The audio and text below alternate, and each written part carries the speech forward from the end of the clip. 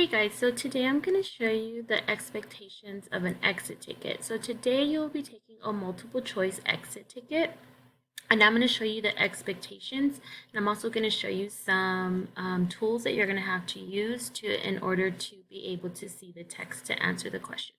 So the first thing is read the question carefully. So you're going to read the question, and then second thing is you're going to underline keywords in the question. So either you can write it down or just kind of highlight it to see what's important. What is the question asking me? And then you're going to go back to the text and find evidence and then choose your answer. So my first question is, so read the question carefully.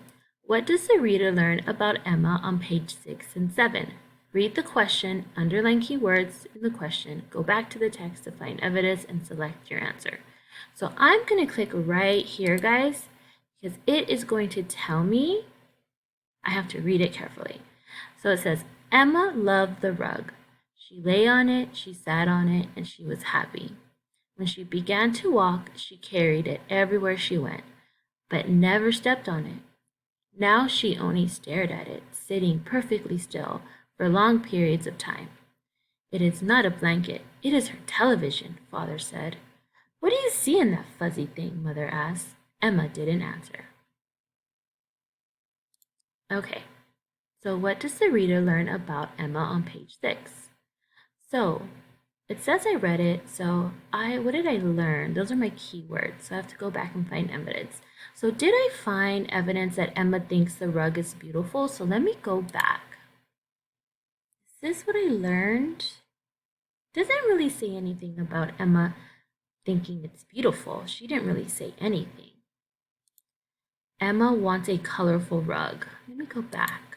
So do you see how I'm going back and forth? This is how you're going to have to go in order to look for evidence to answer your question. When she begins to walk, she carried it. I don't see anything about color. Nope, I don't think this one. Emma loves her rug. Is that what I learned? Well, Emma loves her rug. She laid on it. That's another example. She carried it. I think this might be it. Let me just check the last answer just to make sure. Emma wants to draw a TV.